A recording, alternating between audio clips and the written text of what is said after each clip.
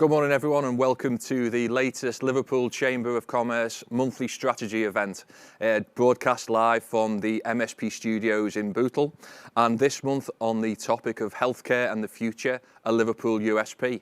And remarkably, it is 6 months since the first strategy event on healthcare took place, and we still find ourselves within the midst of COVID-19 pandemic, but optimistically, it looks like we're coming towards the end of that particular challenging road. And this week it was tremendous to attend the Good Business Festival test event at the ACC Liverpool, and really feel like the clock had been turned back to 2019 with lots of handshakes, meeting, greeting, and also seeing people's faces in their entirety rather than the dreaded face masks. Today is all about looking at healthcare in the Liverpool City region as a real asset for our future. We'll be looking at what's happened over the past 6 months since our last strategy event on the topic, but also taking a look forward at how health and healthcare can be a real unique selling point for the city region of Liverpool as we look to build back better in post-pandemic and post-Brexit period. Our panelists this morning are genuine experts in their field, and we're really pleased to welcome them to speak to us and you, the audience. I'm going to ask them to introduce themselves. We're going to go to Mike, David, Gary, Hannah and Justine in a moment, but I just wanted to express my thanks to you all for joining this morning, and we really look forward to hearing what you have to say. Mike, if I can come to you first with a brief introduction from yourself and a few initial thoughts about our topic this morning. Thank you. Yeah, Paul, thanks very much. I'm Mike Moran. I'm the Chief Executive of Rutherford Health, and Rutherford Health set out 6 years ago to change and transform cancer services across the UK. And we built a network of cancer centres, and each cancer centre would have imaging, chemotherapy, immunotherapy, radiotherapy, and high energy proton beam therapy throughout all of our centres. In addition to that, we've now started to build community diagnostic hubs, and the first one in partnership with the NHS is underway now in Taunton in the southwest of the UK, and we look to open that in September. In terms of COVID, as an organisation, we've had a very good COVID in terms of, I'm a great believer that any business should be acting in similar ways, and during a downturn, it's a good opportunity to rebuild your team and look at training and development of your staff. So we took the decision quite early not to furlough any staff. We continued to employ staff, so we were growing at the same time, and I think we went from around 180 staff to around 220 today. So we continue to build that. In addition, in Liverpool, we continue to finished the final construction of our 4th proton beam therapy centre, which is up at the Knowledge Quarter, and we continue to raise capital. So during COVID, we raised over £95 million. 55 million of that was to build the diagnostic centres, and we'll build 5 across the country. Hopefully we'll be able to build 1 in Liverpool. And we raised a further 40 million to build out our cancer network. In terms of the future, we'll continue to invest in our business, and we'll look to see COVID as a catalyst for change for the way the NHS work with the private sector, and I think that's where the future has to be. Thank you, Paul. Thank you, Mike. Really helpful and insightful comments to start us off. Hannah, can I come to you next, please? Your strategic role is obviously imperative to some of our aspirations around healthcare and our value proposition. So if you'd like to introduce yourself and give some initial thoughts, please. Sure, thank you. So I'm Hannah Randles, Health and Life Sciences Sector Champion, which is a joint role between Growth Platform and the Innovation Agency. So a big part of that role is championing and advocating for the sector, supporting businesses that are currently within the city region to grow within that sector, and then also to work with our local investment service to attract businesses to come into the city region and join the great ecosystem that we have. I think initially we were incredibly reactive from a growth platform and innovation agency perspective, reactive to the needs of the health and care service, our local NHS trust, to try and support them as much as we could, alongside our businesses, who then obviously also faced, a whole raft of problems that came with COVID. I think we've now moved into the next phase, which is more, again, supporting businesses, helping them to grow, as Mike said, connecting them and making sure that connection is strong between that private sector and sort of the NHS. And I think from a future perspective, I'm really excited. I think we've got loads of really exciting things happening. We've got European Health Tech Innovation Week, which comes on the 17th of May, which is a fantastic opportunity for us to showcase our assets, the expertise that we have. There's some great speakers and great businesses that are there as well. So lots to look forward to in the future, I think, Paul. Thanks, Hannah. And I think one of those great speakers at that week is yourself, from what I understand. So, hopefully today is a good tuning up effort for you ahead of that really, really excellent opportunity you have to present Liverpool on that global platform. David, if I can come to you next, please. David from Randox. Look forward to hearing some of your opening thoughts, please. Hi, good morning, everyone. My main role is to look at Rundox Health, which we opened in 2017 in the Liverpool region. We are part of the Randox Laboratories division, which looks at diagnostics, anywhere from currently now COVID all the way to pathology work. So we are a UK-led company that manufactures, develops, and goes into a lot of research and development of our own pathology services. So in 2017, we decided to open to the public, the health side, which looks at getting individuals to be a proactive response to their health instead of still waiting for NHS. When you've got something wrong, you can come in, get a health check, make sure you understand your health, and also understand, if you're corporate, understand your employees' well-being, which is a very, very big concern now. And hopefully later on we can discuss how we as Randox can go forward. Obviously with the Grand National, that is our main platform now, as to get everybody know who we are, and that's my main role. Responsibility with Rundox Health is to get individuals in Liverpool knowing why Rundox Health is key for businesses and individuals.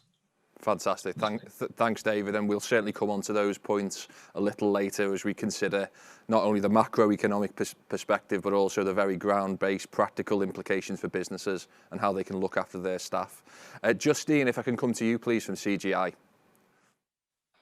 Good morning, everyone. I'm really pleased to be here, and thank you very much for inviting me along. So I'm Justine Ewing. I'm the Vice President for Health and Care for the UK and Australia.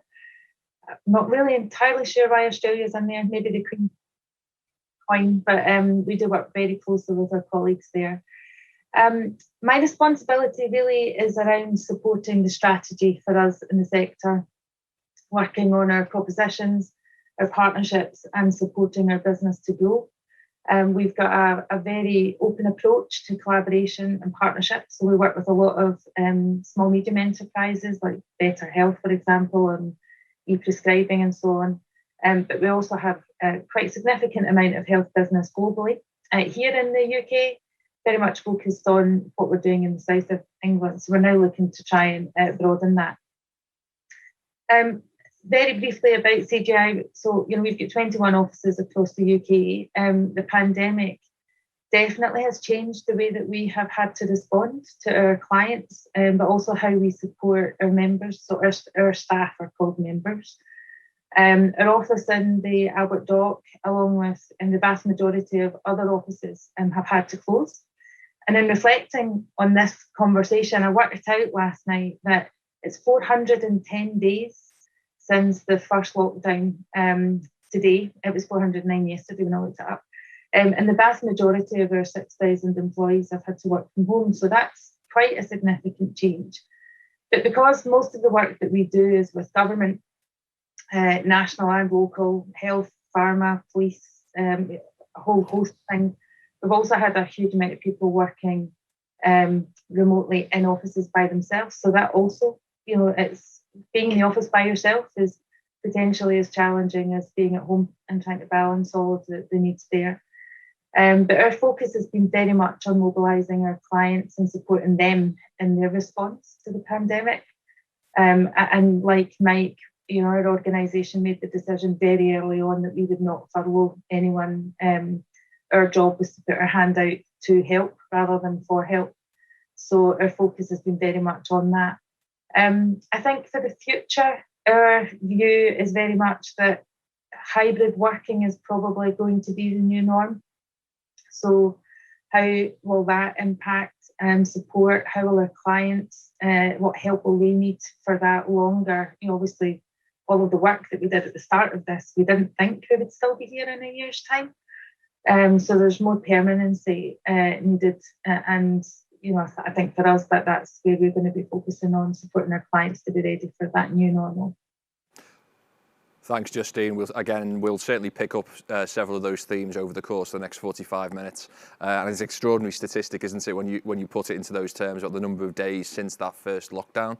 It really makes you appreciate how sustainable this impact has been, but also how endurable a lot of our businesses and our citizens have been through this most difficult time. If I can bring in Gary, and I'm sure Gary, by your very job title, around inclusion and participation, some of what Justine and the other panelists have said about the impact of the pandemic must really, really strike true for you and how you've had to adapt over the last 12 months. Yeah, thanks, Paul. Morning, everybody. You don't know the half of it. It's been an incredibly challenging 12 months, I think, for anybody working in the healthcare industry, to be fair. So a little bit about my role. I am the service integration and clinical lead for Merseycare's Life Room service.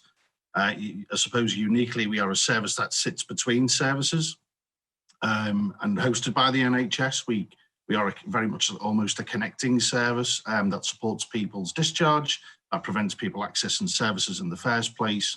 And that could be general, but it could be anybody. It doesn't have to be just the general public. It could be workforces, could be absolutely anybody at all. So we started May 2016.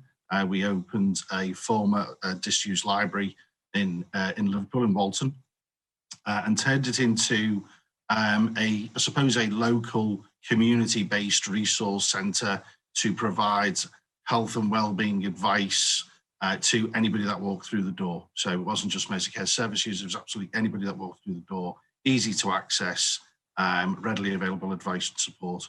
Our model is quite simple, based on 3 pillars. One is about communities themselves. Who are the communities we intend to serve?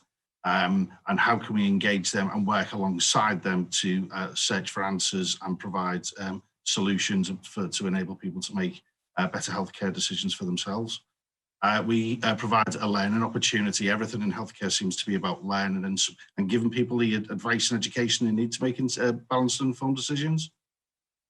And lastly, it's about social prescribing. And I know it seems to have gained this momentum, social prescribing, like it's something that's sort of dropped out of the sky and it feels very new. But I suppose different forms of social prescribing have been around for an awful long time. It's probably how communities have survived, by working together and connecting people and signposting people to other things and other assets that are already based in the communities. So 23rd last year, after opening, over the course of a few years, opening 3 buildings for people to access this support, sadly we had to close our doors, which felt like a huge kick in the teeth, not just for the people who deliver these services, but certainly for our communities who heavily rely on us. And that significant numbers, hundreds of thousands of people have accessed our services over the short time we've been open.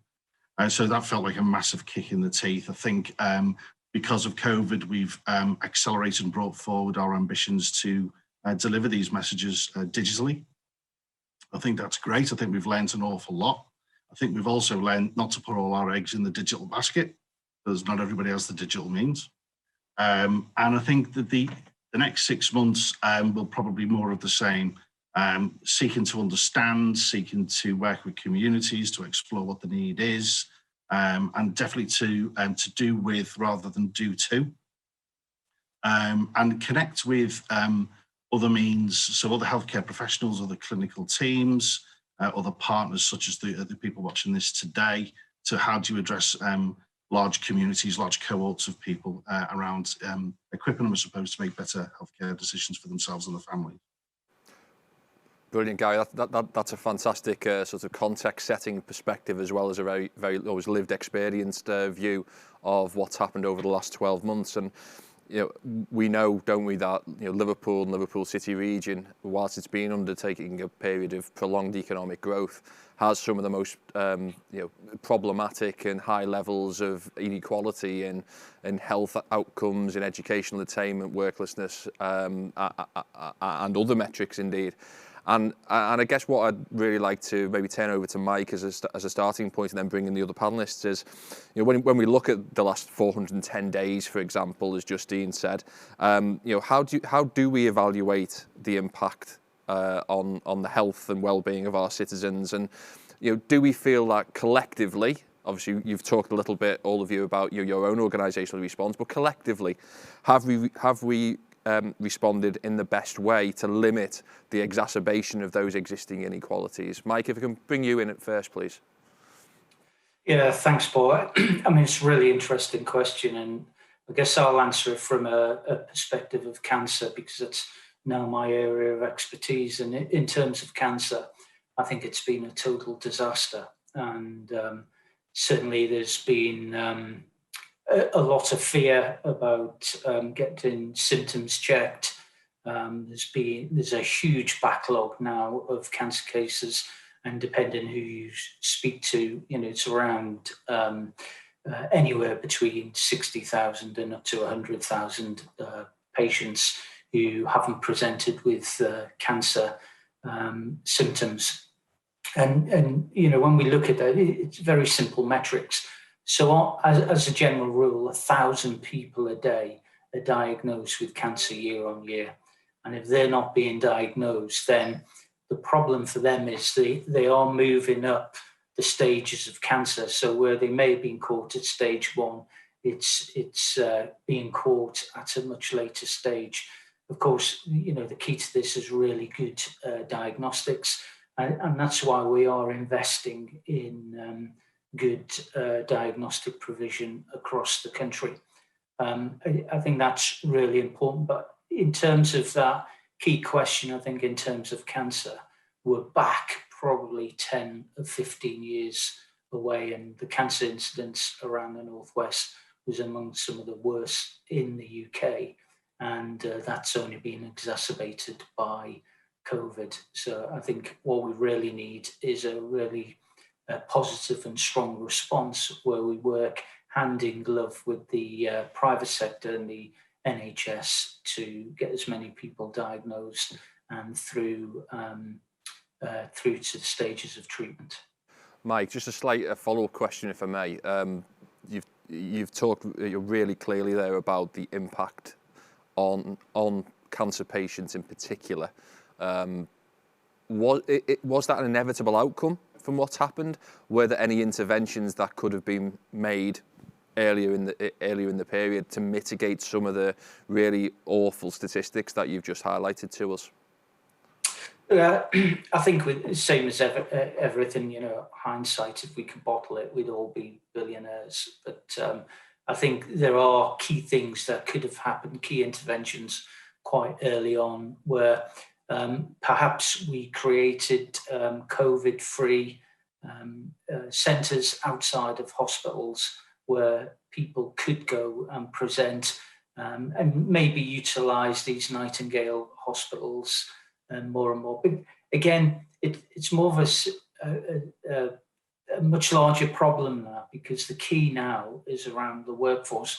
Do we have the workforce to put a robust diagnostic chain in place? So again, one of the other things that we're looking to do on a national level is to create the Rutherford Academy, where we train the next generation of radiographers and radiotherapists that will manage and use these machines that will go into these diagnostic hubs. Thanks, Mike. Gary, can I come to you next? Because again, your opening statement sort of demonstrated the upheaval at an organisational and personal level. So, just from your perspective, almost being on the front line of around particularly around mental health challenges, have we collectively responded as best as we could have? I think it's really good. I suppose I would argue we could always do more. We could always do better. I think what some of the themes that are emerging is certainly for our service is that we design the service over a period of time to make it easily accessible without barriers, without stigma. Most of our buildings don't have the huge NHS logo, for example, so people can access our buildings and borrow a book, have a coffee, meet a friend, use a public computer for a job search, or access a course around how to understand and manage a condition. So we did that because we wanted to sort of prevent communities being isolated or cohorts within communities being isolated. I think what I would argue is that some of our isolated communities are probably more isolated now following the pandemic than they ever have been, and that presents some really serious challenges. I think getting out into the heart of those communities, and in particular, sort of older adults, BAME communities as well, which also have presented some significant health challenges, certainly around vaccinations and in some cohorts, lack of uptake, and challenging some of the myths around that, and being culturally aware of what the background of some of those decisions are. It all presents challenges. So I think we have to get in the heart of communities really to understand the need. I think statistics are great. I said, but unless you're sort of working alongside those communities and hearing it firsthand what some of those issues are, it gives a bit more insight about how we may approach fixing things or working with people to fix things. Absolutely, thanks, Gary. And Hannah, if we can just turn it over to you, you made some comments about how the initial response took place and so how some of the focus has maybe shifted. Do you have any views on how we've collectively responded in that sort of either perpetuation of existing inequalities or the mitigation of that in how we have responded?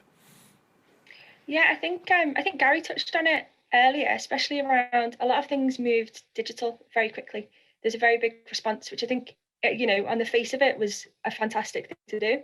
But then as you delve further into it, there's people who don't have access. So you then kind of isolate them even further.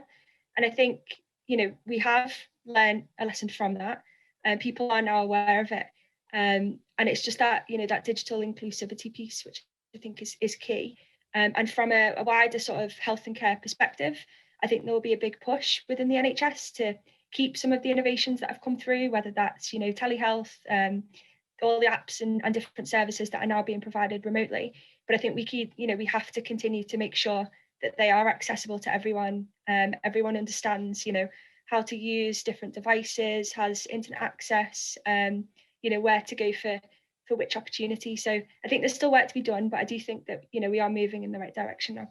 There's a huge piece in what you've just talked about, Hannah, which I'd really like to come back to in a moment in terms of the sustainability of some of these transformations.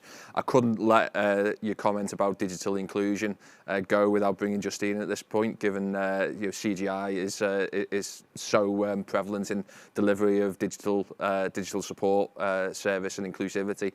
Justine, how do you evaluate the sort of the last period of time and some of those ways that have maybe enhanced or mitigated that sort of divide in health provision for our citizens?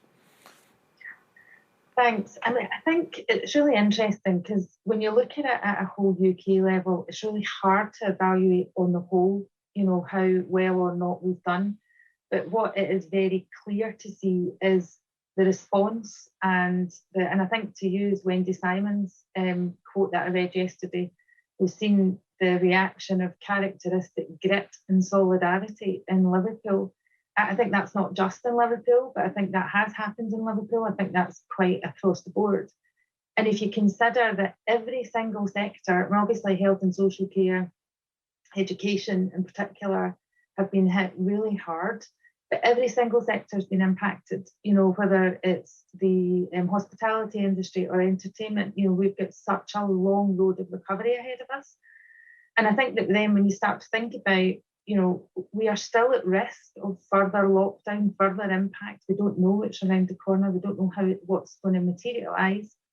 The lessons that we have learned over this last, 410 days, how do we protect that? And, picking up what Hannah said, stopping any regression, because we have made such incredible progress in relation to some of the things that in my last job, and when I used to look after digital health and care innovation in Scotland, it's the wrong thing to say maybe, but we would have given anything for the pandemic to make the acceleration that we've seen happen. Obviously, we wouldn't want the outcomes of the pandemic, but what we definitely need to do is make sure that we keep that journey going. And I know we're going to cover that later on.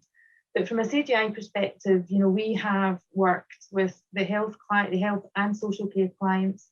We've had to mobilise a whole different way of working, making sure that service providers, whether that's care workers, care homes, staff, have access and the ability to communicate with the people that they're looking after and serving. One of the things that I think I'm most proud of, it's not specifically about health, but we've rolled out 58,000 iPads to children in Scotland to make sure that they've been able to stay engaged in their education.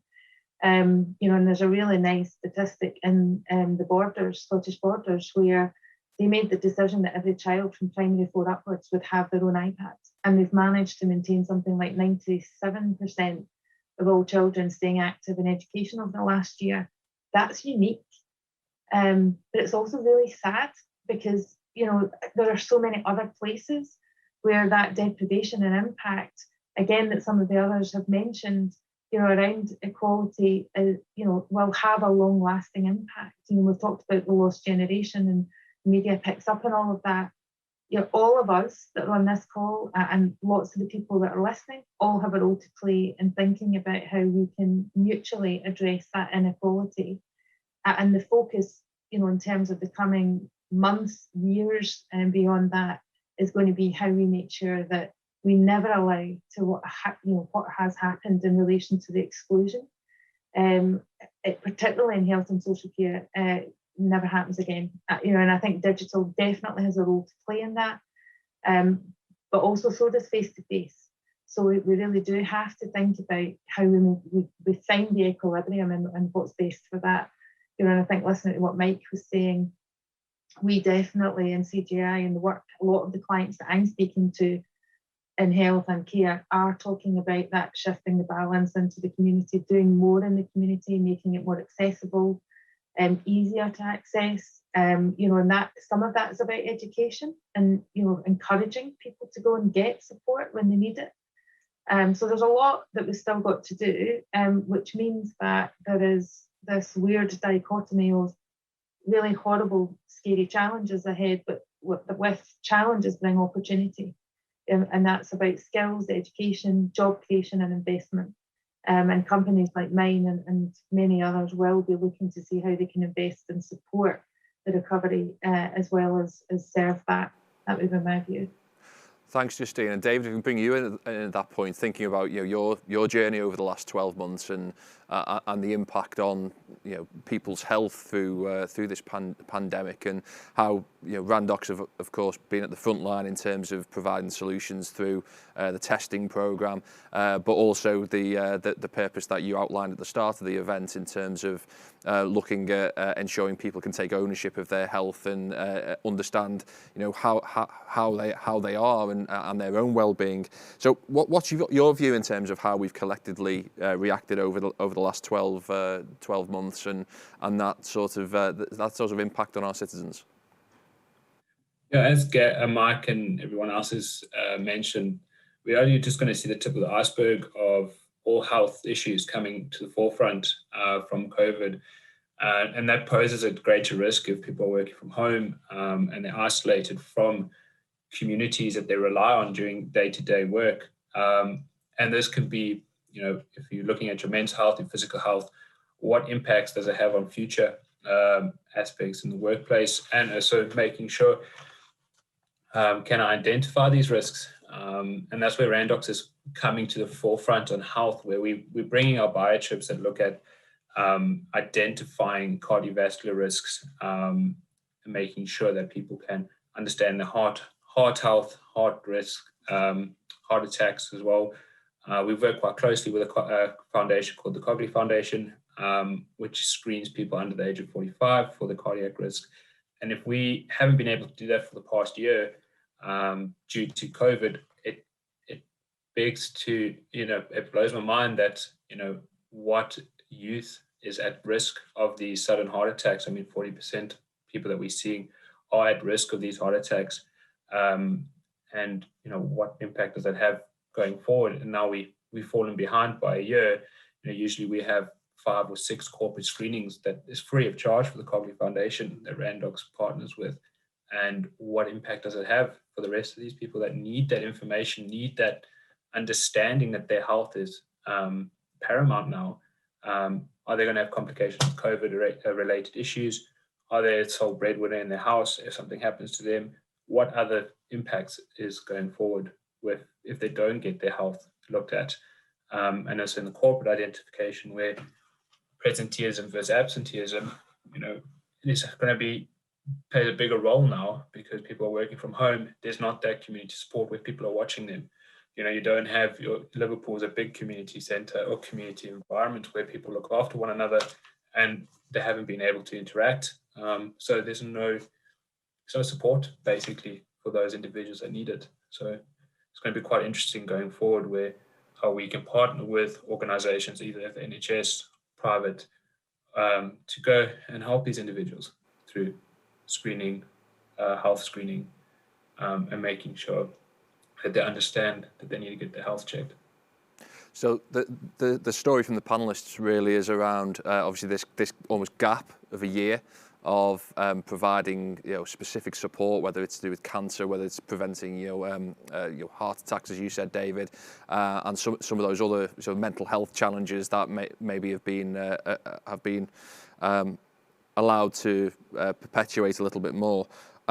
You've also all talked about innovation and the positive innovation that is developed, but also some of the challenges that brings in terms of how digital could potentially usurp face-to-face, which, as we all know, is still really, really important. Hannah, can I come to you, please? You made some really interesting, slightly provocative comments about finding the balance between the two. So you said about, how do we keep the momentum going for that investment? So how do we keep the momentum going for that positive investment? I think so from a local perspective, there's been some fantastic work from the local NHS trusts coming together and actually starting to work together on sort of procurement of innovation services, which I think we need that to continue, both from an NHS perspective, because obviously that will do things like bring costs down, and it's shared services, which is great, but also from a business perspective. So if we think of our local business, it makes it much easier for those businesses to access and reach sort of a bigger market, which again is only beneficial for the growth of that business. I think what we have seen with the vaccine, for example, and with research is government put a lot of money into that, and very quickly there was some fantastic outcomes because we've got fantastic expertise. And if we could do something similar from an innovation perspective, where we know that there's priorities and needs across the NHS. They will differ, understandably, sort of between locality, between different trusts. But if we could do that based on sort of patient population, which we know, we've got examples of, as we've talked about, deprivation, different areas of health inequality and needs within the city region. If we could invest in innovations to support that in the same way that we have, from the vaccine perspective, then actually I think, the outcomes that we get from that would be incredible. And I think it's collectively coming together, supporting, our local businesses, our local health and care sector, to match together to understand what the priorities are and what the expertise we've got of those businesses is, and how we can connect them together to then hopefully, have success and get adoption and spread that adoption of innovation. Justine, the CGI are renowned for being an extremely innovative organisation and stimulating digital transformation. How do you view some of those opportunities for maintaining some of the momentum behind the developments we've seen this past 6 months? Yes, I mean, we've kind of touched on it. We're not out of the woods yet, and part of the reason that we've seen this, aggressive acceleration is because we've had a need and we've needed to do something. That need's not going to go away, but it's going to be a different need, and there'll be new needs, and we don't necessarily, as I said earlier, know what those new needs are going to be. And I think both Gary and Mike and Hannah have referenced the waiting lists. The unmet needs or the unknown unmet needs, about people not bothering their GPs because they're really busy. I mean, my own mum, as an example of that, hopefully she's not listening, but she's had a sore knee for a year, and has been refusing to go and speak to her GP. So she, 10,000 steps a day lady for the last 5 years, can barely walk 1,000, but she won't go and see a GP because they're busy and they've got more important people to see. So she will not be alone in that. There are lots of people in that situation, and we don't know what that's going to yield for us. So the reason to keep innovating and keep going with the pace that we've been at is because, of all of these future challenges that are still yet to come. For us, though, it's really about that collaboration, partnership working. And I think definitely from a innovation for me, is all about understanding what the problem is and then working together to get a solution and not innovating for the sake of it. And there's got to be something that is very definitively targeted and has a set of requirements that is going to come out the back end of it. The other thing that I think has been really interesting is that there's been so many positives out of this. It has been really hard. There's been a lot of loss. Our front line has been under immense pressure. Our workforce are tired on the front line. So innovation becomes key to working out how we're going to help to rejuvenate them, re-engage them, and re-energize them. That's going to be really difficult to do because we've still got a long way to go. But I think prior to COVID, citizens were already adapting to digital. If you think about banking, shopping online, social media. I mentioned my mother. I mean, she's on TikTok. God help us. But there is many more, or much more acceptance of digital at all levels. So I think building on that's going to be pretty key. And I think I mentioned earlier, that balance of care into the community. Mike talked about the community diagnostic centres, the establishment of the ICSs and what they're going to do. I think there's a huge opportunity, and particularly in Liverpool because of, Hannah's mentioned it. There is so much going on in terms of the companies, the universities, the citizen engagement that is there. I think building on that and with that common goal that we've seen around community and doing things for the right reason, for us, we will continue to invest in that and keep that focus because ultimately it's about doing the right thing at the right time. Gary, you touched upon some of the challenges of getting people, obviously engage with, Merseycare services and obviously the wider ecosystem that you're referring into through the life rooms. How do you see some of this sustainability of innovation benefiting, some of your patients and members of the community that you're trying to help? Yeah, I think one point, if I may first pause, just pick up on Justine's mum's sore knee scenario, because if you apply that to mental health, the significance of that is stark, really. It's, for example, if you take men, middle-aged men, they're less likely to talk about problems in the middle of a pandemic. What we have seen is a significant increase in first-time presentations for people seeking support. And I would imagine there's an awful lot more coming. We know through surge data and surge predictions, we are expecting a tsunami of need, I suppose is probably the best way to describe it. And what that is, we have some insights into what some of that may be in terms of needs and in terms of how we respond to that. But actually, I would imagine there'll be a whole host of quite complex and need we don't really understand. So we have to flex and change our approaches, I suppose. For me, I think there is an opportunity, and I think just picking up on Hannah's point, lots of people are innovating. We're being forced to innovate, and maybe more so now than ever. And I think historically, I would argue maybe health and social care services have operated in silos sometimes when it comes to innovations and everything else. So I think there's an opportunity to come together, genuinely collaborate, and more importantly, I think facilitate opportunities for people to share best practice. So I think some people do this really, really well, innovate and react to change and respond. And I think if we can learn, certainly I know the healthcare industry has always learned from the business industry and vice versa. So more of that, I would argue, and actually, approaches and systems that are being developed all the time will have benefits across the patch, if you like. I think in terms of the life rooms, I think we will continue to flex and change our approaches to meet the needs of communities. The key point is to understand the needs of the communities and do it with them, do it alongside them, do it side by side. I think certainly the stigma that is associated with mental health still, sadly today, whilst it's diminished a little bit, I think, and we are making improvements to sort of diminish that stigma, it remains, and certainly amongst isolated groups. So I think the more we work side by side and understand that need at a grassroots level, it will be really helpful. Thanks, Gary. Mike, you're almost at the personification of how the private sector and public sector can work together and innovate for a common good. I just wonder if you could maybe highlight some of your points around in this space, and also highlight maybe some of the obstacles to this continual improvement that we all desire. Yeah, I think the first thing I would say is that Liverpool is synonymous with innovation, and if you look at the cholera pandemic, it was Kitty Wilkinson, who's an Irish immigrant living in Liverpool, who connected the dots between the spread of cholera and washing bed sheets. And she used a boiler and a mangle. She was one of the first social entrepreneurs.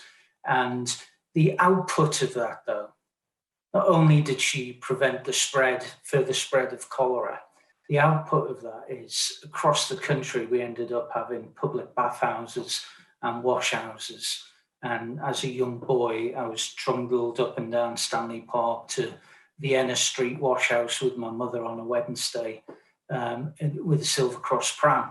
So, it's one thing winning the battle, it's what you do after the war, and it's that rebuild. So I think, Gary's mentioned collaboration. I'm a great believer in collaboration.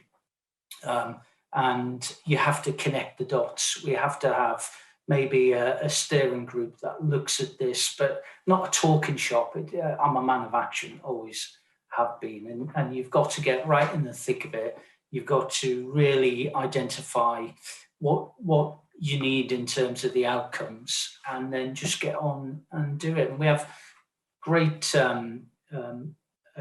look at Liverpool School of Tropical Medicine, look at Liverpool University, the physics department there developed the detector technology for the Large Hadron Collider in CERN. We've got great innovation running across Liverpool as a city, and I think we just need to harness that. And, my view, actually only 2 weeks ago, I went around all of our centres, and I do town hall meetings, every half year or every quarter. And the subject of this was innovation. And whenever anybody talks to me about research and development, I have this image pops up in my head of a scientist shovel and pound notes into the back of a furnace. So I look at innovation, and I want to innovate. And the innovation dividend here is how we can exploit that for the benefit of the population of Liverpool in this case. And we should never innovate in anything that we can't exploit internally within the city or externally in the marketplace in this case. So I think, we have to have a real drive for innovation, but have real achievable goals, short-term, medium-term and long-term, and then just really put some focus into it, and perhaps petition for some government support to do it. But things have to change, because if you always do what you've always done, you'll always get what you've always got. Thank you, Mike. Hannah, if we could just come to you at this point around the Liverpool City region. I said it at the outset. Mike's drawn attention to it there. I think the other panelists have made some reference to it. Health and life sciences are a unique selling point for our city region. How do we capitalise upon what Mike has said? Some of the services that David's company have brought to the city and are developing. How do we actually maximise that benefit for Liverpool and its business community going forward? So I think we have to keep talking about it. We have to shout loud about what we have here, and we have to continue to help our local organisations and businesses work together and collaborate. So I think a big part of the growth platform role and the role I'm in is that connecting role and making sure that people are talking to each other, people have those relationships. There's so many projects that are going on, both from a capital perspective with some of the Project Violet stuff going on in site at Daresbury, Paddington Village, Knowledge Quarter stuff going on within the centre of Liverpool, and it's connecting all of those things up and having continuous conversation between those things. And then outside of the city region, I think Liverpool is, again, as Mike mentioned, we're incredibly innovative, but we've done so many pilots, connected to central government over the past how many months. So we are slowly, I think, Liverpool has always been on the map, but I think we have to just continue to push, to move things forwards. The Good Business Festival, as you mentioned, first event that's happened, part of that pilot again. So I think we just have to keep working together. As part of our investment service, we're working on a value proposition for the city region so we can position it for external, whether that's investors, whether it's businesses that want to come and be here. And we just have to keep talking about what a great place it is to be. Thanks, Hannah. David, could I come to you at that point? Because Randox, as you say, started in 2017 in the city, so you now have a good 3.5 years of experience within the city region. What's your take on how Liverpool can really capitalise on this increasing specialism and ecosystem that we have? Yeah, so as mentioned before, Randox is the parent company for Rundox Health, and that we've utilised the 35 years of innovation on diagnostics to bring our diagnostic machines into Liverpool so people can use it for cough, cold and flus. It looks like bacterial infections, viral infections, especially now with COVID. It has changed our approach to designing analyzers just to be a specific use. Analyzers can now, after COVID, can be utilized in other areas. So from doing reporting of tests in 24, 48 hours, now we can do that down to 45 minutes for RT-PCRs. So in terms of Liverpool, we basically drive the motivation behind the UK distribution of Randox and how we trying to help the public get back up to speed with this business functioning. So getting staff traveling around for work, getting staff comfortable in the environments, whether it's health screening in staff or making sure GPs can utilize our analyzers and for further use as well, so that as a USP to their function to their practice, where before COVID it was not really on our radar, and now the last 12 months we're a total different company. So that's where innovation has started, from us being the two men in Liverpool. Now we're trying to make it as big as possible for the rest of Liverpool and also the whole of the UK. And David, are there any things that should be happening to really emphasise the fact that Liverpool as a place is home to as well as some of the other fantastic assets that we've talked about, but you as a substantial company now with an increasing prominence, do we make enough of that, do you think? And are there things that we should be doing collectively to really emphasise the fact that Liverpool is home to organisations like yourself? I think we're doing as much as we can. I mean, we're pretty much out there on social media, even if it's good or bad. We're trying to steer the direction that people need to take control of their health, and I think Liverpool is the right place to be for that. And we chose Liverpool for a reason, and it's only showing dividends now because we slowly got in the trust of the community and trying to get that innovation out. I mean, more engagement from private companies working together instead of looking after themselves, that will be a good point. And then bring it back into the communities, what they actually need, the help. And both with government sector and private sector working together, I think we'll actually see a greater change in the future going forward, where people actually want to know their health and not have something's wrong with me now, let's go to the GP or let's go to the NHS. Actually, well, I've got this information, let's start educating people, taking preventative steps, which actually lessens the burden on NHS, which means that people can actually start getting the treatment that they need. And that's where we need to start focusing on pushing private and government sectors together to work together to help people. That prevention better than cure philosophy is one that has been talked about and sought to be enacted for many years. Of course, it's really difficult to do that. I'm going to ask my next question to Justine, purely because Justine, you're not based in the city region, so it's quite I think it's an interesting question to get your perspective on. And it's recognising that there's no silver bullet to all of this, but what do you believe is the single most important change that could enable our city and city region to maximise its health outcomes or its economic power? That's a great question. So I personally am not in Liverpool, as you can probably tell from my accent, although not that that means anything. I think that Liverpool for us is a key city. So, we've invested in Liverpool in the last year, starting to build up our strength and capability there. But there was a couple of points from earlier questions that particularly Hannah and Mike touched on, Hannah and Gary touched on, around collaborative innovation. And it struck me when I was listening to them that, and I don't know if anyone's familiar with Mariana Mazzucato, but she wrote a book around the entrepreneurial state, which is, hopefully I'll get this right, but really focused on how the US government had some really big civic problems.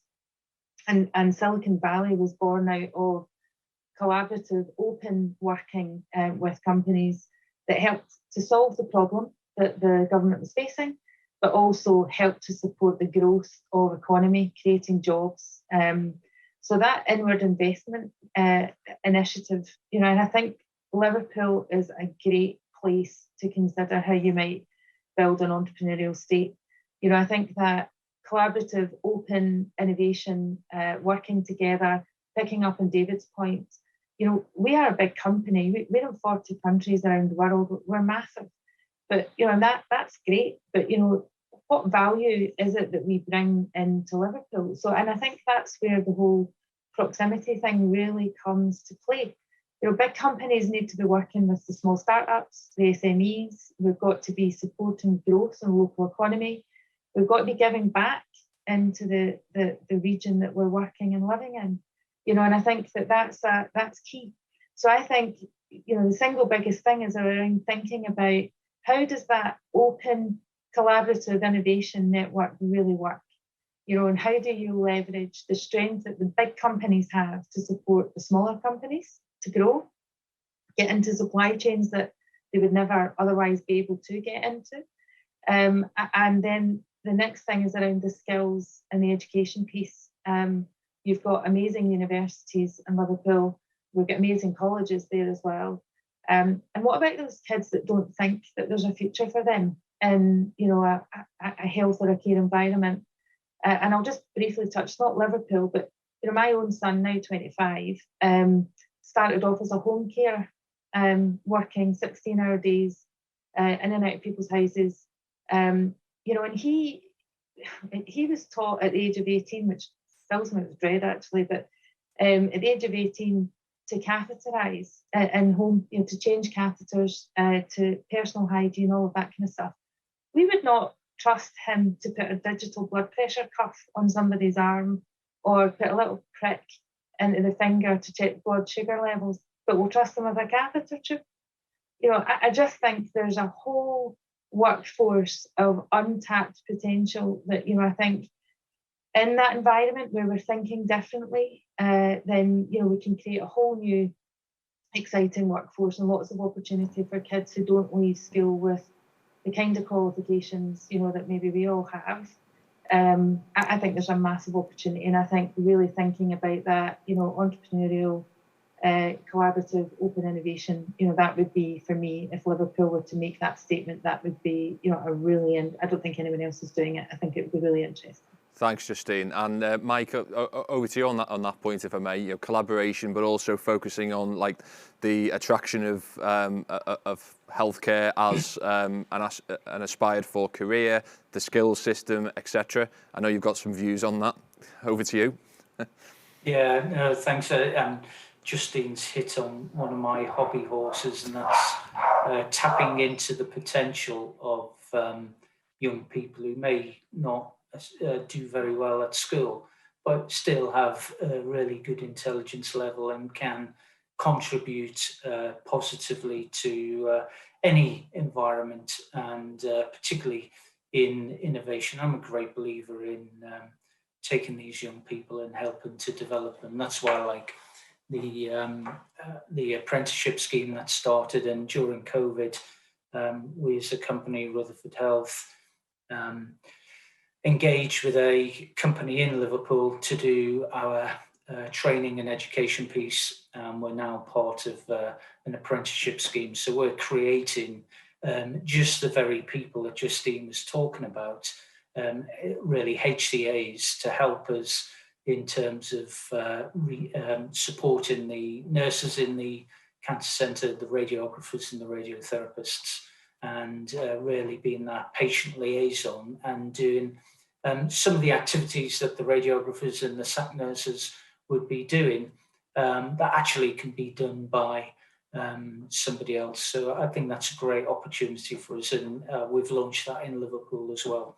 And in fact, in Liverpool during the pandemic, we recruited staff to manage our front door, generally ex-military, CBRN with expertise, such as chemical, biological, radiological and nuclear. And the B in that was the biological for COVID, and they man the front door. Now they're employed doing the testing, so the lateral flow testing of patients and visitors who come through the door. And every time I go out, I'm probably the most tested person in Liverpool at the moment, because every time I go into a centre, one of our centres, they all shove something up my nose. But I think, it's great for them to see the boss getting his testing done as well. But I think, the one thing I think that we can do as an organisation in terms of healthcare is take politics out of healthcare. And often it's used as a political football, particularly the NHS.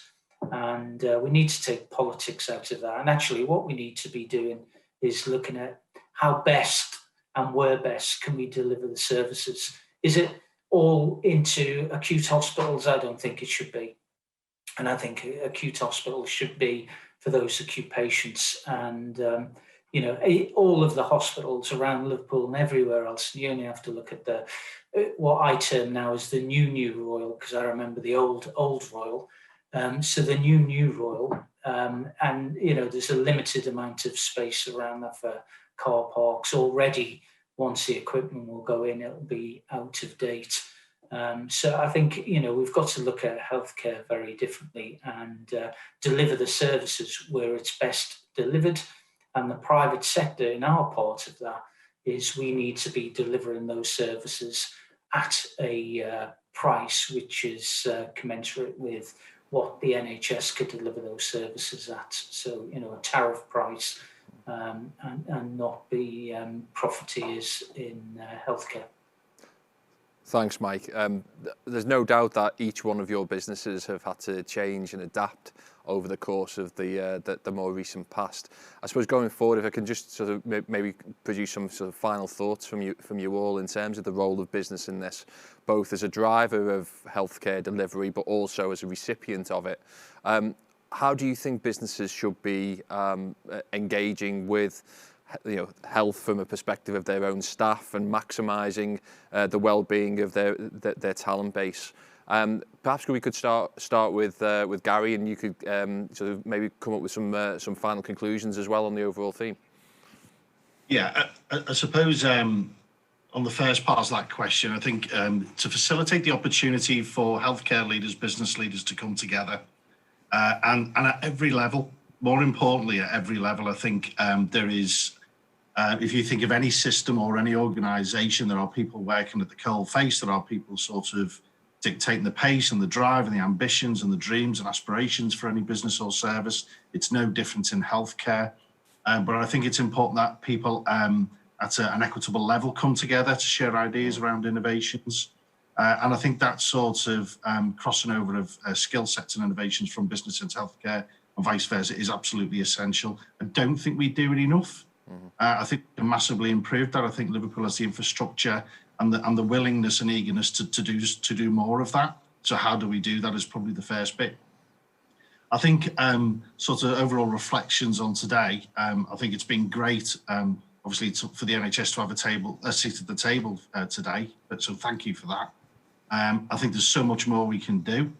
If I had, I suppose, a message or a thought to leave people with, just based on my own personal experiences, is invest in your workforce, health and well-being, understand those wider determinants that impact on an individual, an employee, but also their families. It's not just about that person. That person may well bring a lot of issues to work because of other things that are going on in the family. Genuinely do it. Genuinely invest in your workforce. I've seen some really poor examples. I've seen some fantastic examples.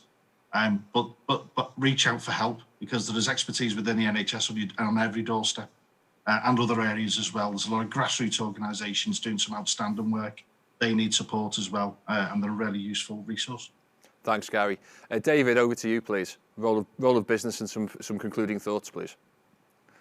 Yeah, like Gary said, businesses need to start taking an active role in their staff. As soon as you start looking after your staff, you know, your mental health issues start reducing. I mean, 42% of mental health issues in the workforce is due to work-related stress. And that can reduce the number of absenteeism days, presenteeism, which can increase profits in a business, especially if you're a small, medium enterprise.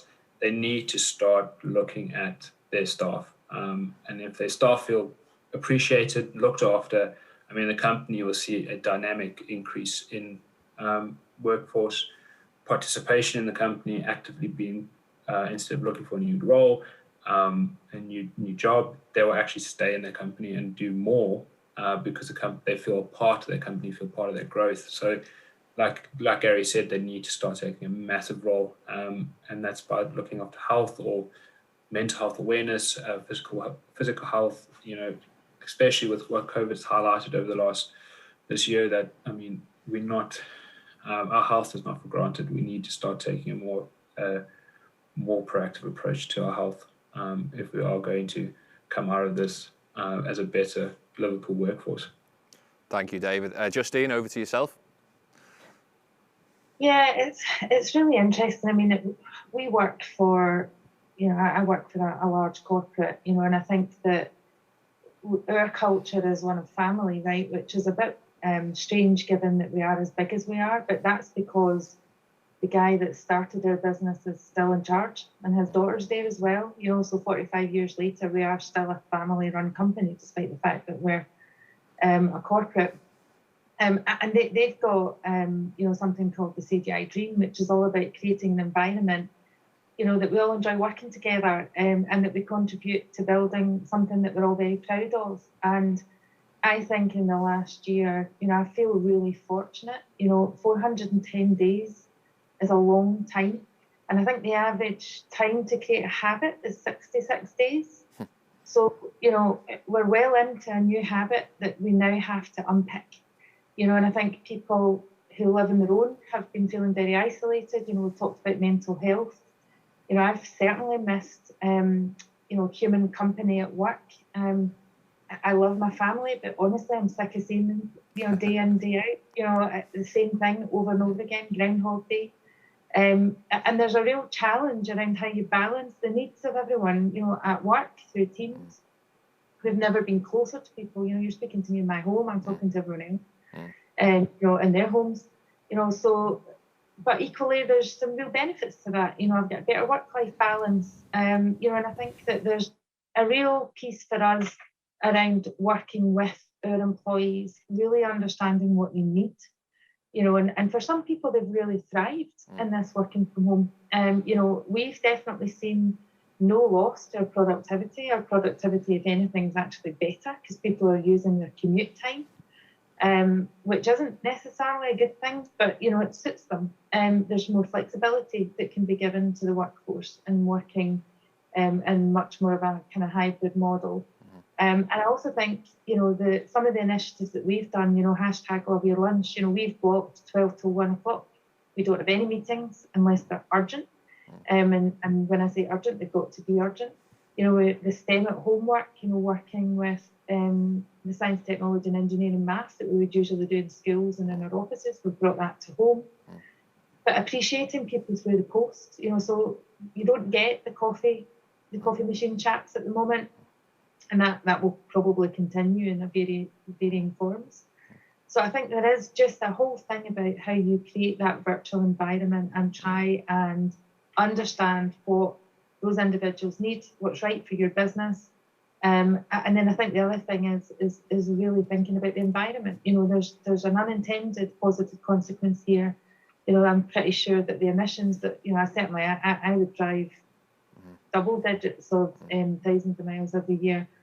I bought a new car 5 days before the pandemic. It's never moved. I keep getting text messages from it saying that I've got a critical battery warning, and it's a brand new car. Not the greatest time for the investment there, Justine. Justine, sorry to cut you off, but just conscious of time. Thank you for your views there. Hannah, some final closing thoughts from yourself, please. Yeah, I think you know, Justine's totally got it there. We have to listen. As businesses, listen to businesses listen to their employers, and really make use of the resources that we have within the city region, because there's some fantastic stuff out there. So I think the message that I would give to businesses, they don't have to be the experts. We've got plenty of people locally in the city region who we can call on, and I think it's just that, again, it's that collaboration piece, it's that networking and connection that we need to do. And I think from a wider health and life sciences perspective, you know, we have fantastic assets. There's fantastic people on the call today that kind of showcase that. We just have to keep talking about it, and we have to keep communicating between each other. And I think, you know, it'll only be a matter of time before, you know, we're collectively incredibly strong, and we've got a fantastic message that we can share. Thanks, Hannah. That's brilliant. And Mike, the final thoughts to you, please.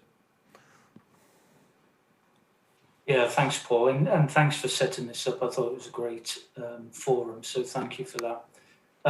I think people join companies now more for purpose, and in particular social purpose. And I think, you know, when we see employees or potential employees coming in on interviews, they interview us more than we interview them these days. And they really want to know what our values are and whether we stick to our values. And we have a very flat structure in our organisation, and everybody in the organisation knows me by my Christian name, and knows that I support Liverpool Football Club and everything else about me. So, you know, that's an important aspect here. Anybody can reach me, and we don't have tiers of tosh in between somebody who works on reception or one of our cleaning staff and the chief executive. And I think that's an important aspect. And, you know, we live by our values. And, you know, I agree with Justine. As we grow, one of the things I say to all of our general managers, we need to keep this family feeling. And, you know, we've had a number of issues over COVID. Sadly, we lost a staff member to cancer, but it was how we all dealt with that as an organisation, which was really important. And I think the rest of the staff feel good about the way we dealt with that situation as well. Thank you, Mike, and thank you to all the panellists for your contributions today. Thank you to our audience for joining us. I hope you found it as insightful as we have here in the studio. Thanks as well also to the team here at MSP, who have once again done an outstanding job for us. And you know, once again, we look forward to seeing everyone in person at Chamber events probably from July. Next month's strategy event will be on the subject of skills and employability in the city region, of which I'm expecting quite a few strong views, some of which have already been expressed today. Thank you once again, panellists. Really appreciated your input. Do look out for coverage on social media and YouTube of today's session, and we look forward as Liverpool Chamber to seeing you all again soon. Thank you very much. Goodbye.